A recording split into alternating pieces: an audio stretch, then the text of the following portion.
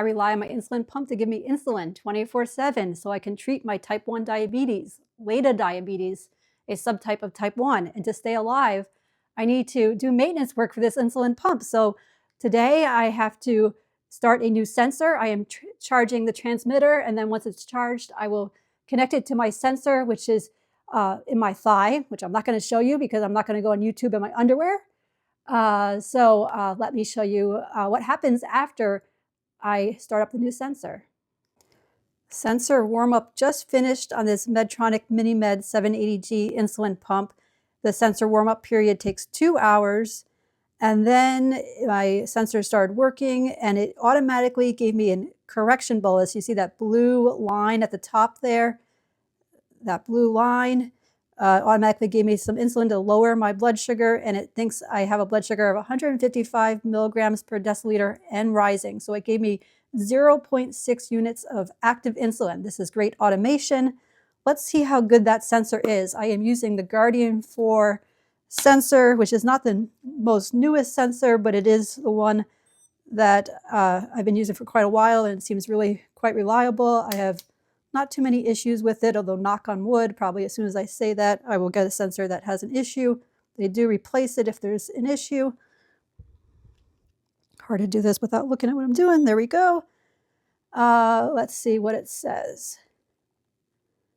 Now it says 151, 149. Now that is pretty darn close. So let's send that to my pump. Sending to pump so that it can calibrate.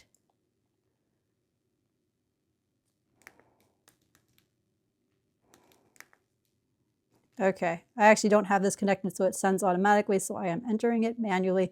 This is just because I haven't set it up right. 149. This is great that you can see this, that you don't actually need this meter. You can use any glucose meter, and you can enter in the number manually, and it will calibrate it. And right now it is calibrating it. But this is great news. This is why I like the Guardian 4 sensor, is that it is remarkably accurate. It's amazing. So every 7 days, I have to do this process of starting a new sensor. And it does take 2 hours to warm up, which is kind of annoying. I usually do it first thing in the morning. And one thing I always do is I put this sensor in my body the night before so it has time to marinate, to soak in my body fluids, which makes it much more accurate on the first day. Highly recommend that. So that is the 2-hour warm-up process with the Guardian 4 sensor and the MiniMed 780G insulin pump. So the CGM automatically wirelessly transmits the glucose level in the fluids of my body, what my current glucose reading is, to my insulin pump. And the insulin pump does automation. It automatically gives me insulin dose adjustments. Now, it is not perfect, and I know more about what's going on than what my insulin pump knows. So sometimes I go into manual mode and I take over and take control, and I give myself insulin boluses when I need more insulin, when it's not giving me enough insulin. However, the automation definitely makes my life way easier. I think way less about diabetes with this insulin pump, which I think is the ultimate goal. You're not thinking about diabetes, and yet my blood sugar is doing great. So you might be thinking, well, actually your blood sugar was a little bit high. Well, there's a natural rise in the morning called dawn phenomenon. And also I had that 2-hour warm-up period where it was just sort of giving me, I think they call it a safe basal amount. It was giving me background insulin as a guess without actually knowing what my glucose was. Sometimes in the morning I switch into manual mode and I give myself an insulin bolus because I do need more insulin in the morning.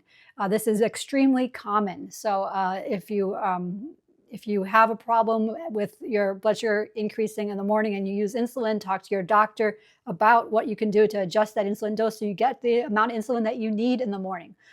If you can do exercise in the morning, it's a great time to do it. Instead of giving yourself insulin, you can go exercise, and that will lower that blood glucose that rises naturally in the morning. So there's all these tricks and stuff to learn about when you're managing diabetes. Thank you for finding this video, and please subscribe. Check out my other videos. I have videos on more about this insulin pump, and also I'm checking out other CGMs, over-the-counter CGMs. I have videos about tips about how to manage LADA diabetes, latent autoimmune diabetes in adults. You might have noticed that my fingers were stained a little bit blue. I made blueberry pancakes yesterday, and that was the consequence of touching those blueberries. I got some staining on my nails. I am not blue from lack of oxygen. I am blue from touching blueberries.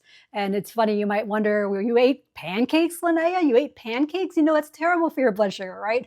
Well, I had Kodiak cakes, which are packed full of protein, and that protein really does help. And then I have maple syrup, but not too much, and I do insulin for it. So yes, you can have pancakes, even if you have diabetes. You probably will even do better if you pair those pancakes with something that's not as sweet as maple syrup. Instead, use peanut butter would be great, or have eggs and sausage or bacon with them. Increase the protein.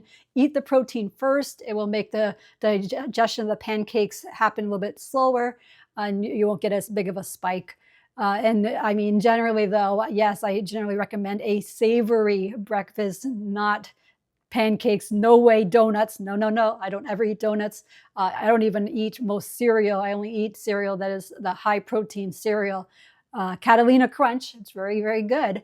But yeah, savory breakfast, eggs are great, omelet, or, there's a lot of different choices depending on your culture and what you have, but something with protein in it in the morning really helps a lot with blood sugar.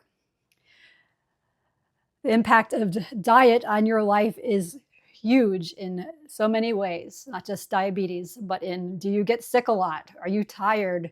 Yeah, get that immune system boosted. Have less sugar, have more protein, have more vegetables.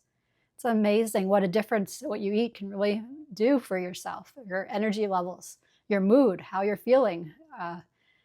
Yes, one of the highlights of having diabetes, one of the silver linings is taking better care of yourself and understanding the connection between nutrition and activity and your mental health and physical health as well.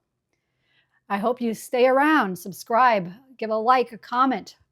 How are you doing today? I'd love to hear from you. Thank you. Bye.